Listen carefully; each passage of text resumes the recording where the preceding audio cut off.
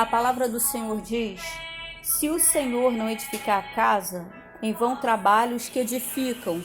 Se o Senhor não guardar a cidade, em vão vigia o sentinela. Quando eu tinha uns 18 anos, eu estava numa praia com um grupo de amigos e de repente eu ouvi um tiro, mas eu ouvi um tiro do lado de cá. E começou um monte de gente a correr. Eu ouvi o tiro lá de cá, as pessoas correram justamente em direção ao tiro. Eu fiquei em pé, eu dobrei minha canga e fiquei observando justamente de onde eu tinha escutado o tiro. E os meus amigos, vambora, mas vambora correr, né? E eu, peraí, só um instantinho. E fiquei observando. E eu ouvi, tinha havido uma briga, alguém puxou uma arma, né? E deu um tiro lá, no meio da briga. E as pessoas correram justamente para onde estava tendo tiro. Alguém escutou o tiro, começou a gritar, tá dando tiro, e no seu pânico, no seu desespero, correu justamente em direção onde estava dando tiro. E isso fez com que todo mundo, né? Alguém levantou em pânico e correu para o lugar errado, e a multidão, ao ver essa pessoa correr, correu na mesma direção. Eu ajudei numa igreja que estava tendo, já falei isso em pregações, mas é que Deus está me trazendo à memória. Ajudei numa igreja e estava tudo bem, lá dentro da Vila Aliança, estava tudo bem, estava tranquilo, mas o pastor falou assim: eu quero que a igreja fique aqui no final, porque eu preciso fazer uma reunião rápida só para acertar algumas coisas. E quando acabou o culto e começou a reunião, ele começou a dar tiro.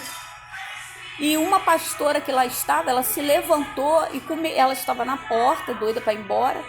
Ela se levantou e ela começou a correr de um lado para o outro, dizendo: tá dando tiro. Quando as pessoas viram essa pastora se levantar e correr falando isso, as pessoas dentro da igreja entraram em pânico e começaram a sair.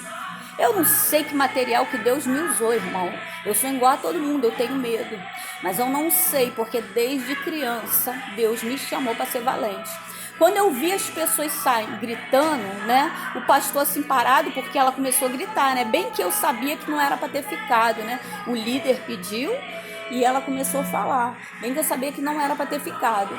Quando eu vi as pessoas querendo sair da igreja, eu falei: para todo mundo, tá dando tiro lá fora e ninguém vai sair. Né?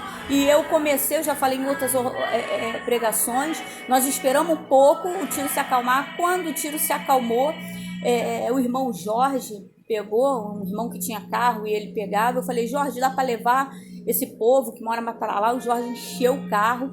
Eu pedi ao meu marido, que na época nós tínhamos moto, para levar uma varoa, e ela, né, com esse negócio, né, ela vinha de bicicleta com o marido e tinha a filhinha dela e não queria subir na moto de outro homem. Eu falei: varoa, presta atenção no que eu vou te dizer, sobe na moto do meu marido, do pastor João. E falei pro marido dela: você vai de bicicleta, que você sozinho vai mais rápido, e você vai de moto por causa dessa criança. Quando você chegar em casa, você vai deixar o teu portão aberto pro teu marido entrar, né?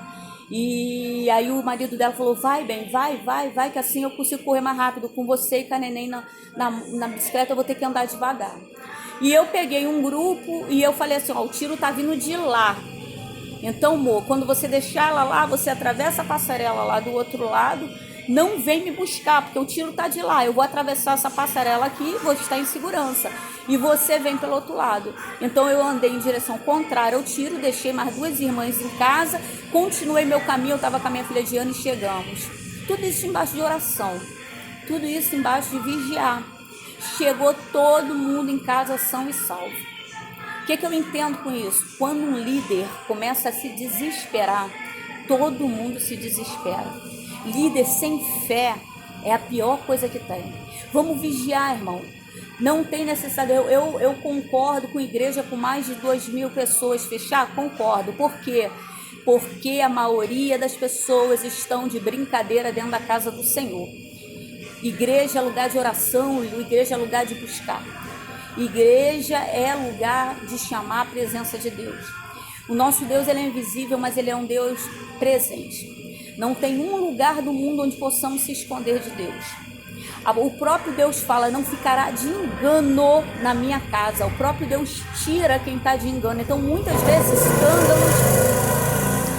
vezes escândalos acontecem dentro da igreja e a pessoa quer se desviar, né? Não tem que se desviar, não. É Deus tirando, é Deus trazendo aquilo que está sendo feito em trevas dentro da casa dele, e Deus trazendo para a luz e tirando da casa dele toda a imundície.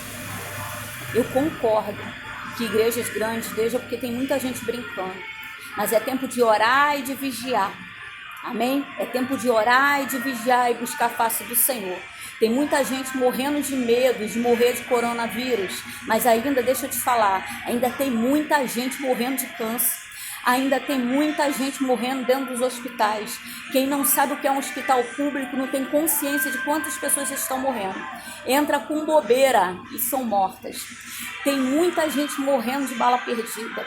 Tem muita gente. A mão do Senhor tem que estar sobre todos. Ainda tem muita gente morrendo. Tem muita gente com medo de morrer do coronavírus. Mas o que é pior, tá com medo de morrer. O problema é, se morrer, vai para onde? Porque existe vida após a morte. Existe vida eterna. Vai morar onde? Você está com medo de sofrer um pouquinho com o coronavírus? Imagina então o que é sofrer no inferno. Tudo que Deus tem falado na sua Bíblia tem que ser cumprido. E Ele falou que Ele vai voltar. Ele falou que Ele viria, já veio. E falou que vai voltar. Estamos vivendo as últimas folhas de Apocalipse. É tempo de orar, é tempo de buscar a face do Senhor, é tempo de vigiar, mas é tempo principalmente de se converter dos seus maus caminhos. Não adianta estar dentro da igreja e não deixar Deus mudar. Quando Deus falar, isso aqui está errado, conserta, se conserta, porque é para o teu bem, porque Deus ainda guarda. Deus ainda guarda a nossa cidade, o nosso país, o nosso universo, a nossa família. Estão debaixo das mãos de Deus e embaixo do olho que tudo vê.